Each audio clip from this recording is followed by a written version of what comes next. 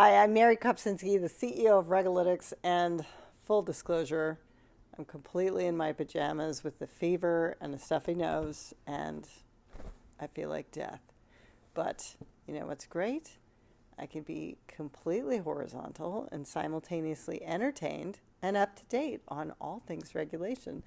In fact, I'm even more up to date than normal because I canceled all my calls and red alerts. And you know what that means. It means I have way too much to go over, starting with some general observations. There were about 130 alerts in opposition to the 87 put out by Trump himself.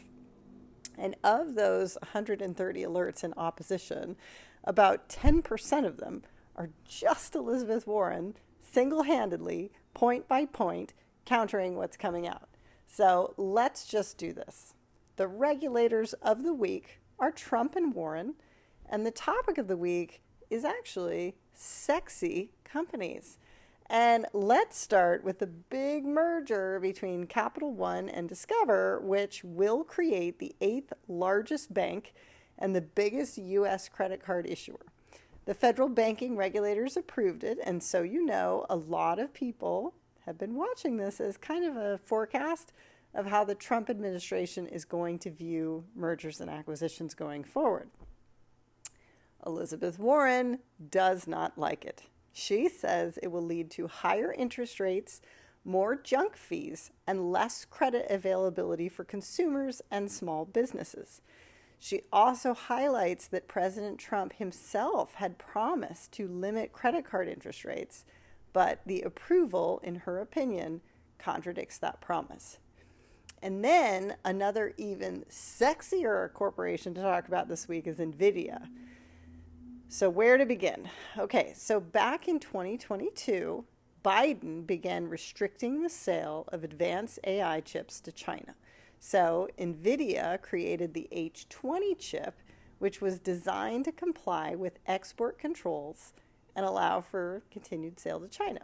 However, in February of this year, Senator Warren, alongside, of all people, Senator Josh Hawley, who is like a blood red MAGA guy, they both fought together for export controls on the H20 chip after DeepSeek came out because it was such an insane breakthrough in tech, and it's all based on these high-tech NVIDIA chips. And also, one of our customers, Exeger, just came out a report very clearly linking DeepSeek to the Chinese military.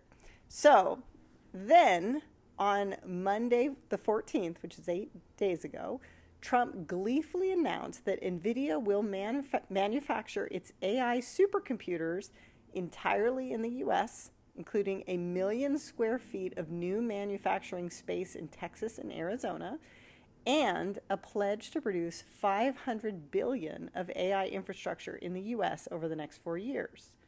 On April 15th, Elizabeth Warren wrote a letter to the Commerce Department with great concern, and I'm quoting now, regarding reports that the Commerce Department has paused its plan to restrict the export of powerful advanced AI chips like NVIDIA's H20 to the People's Republic of China.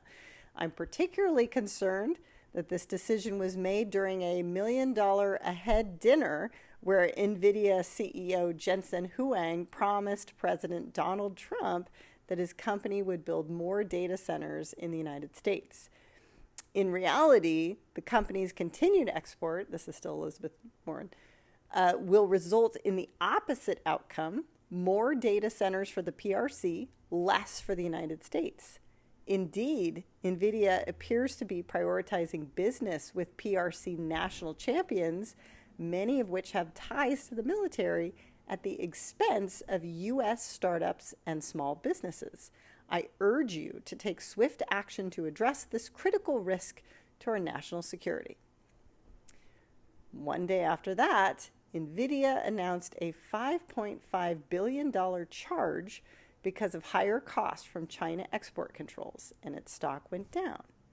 On April 17th, the China State Council released a statement that they also met with Jensen Huang and emphasized China's welcoming environment for foreign investment and trade.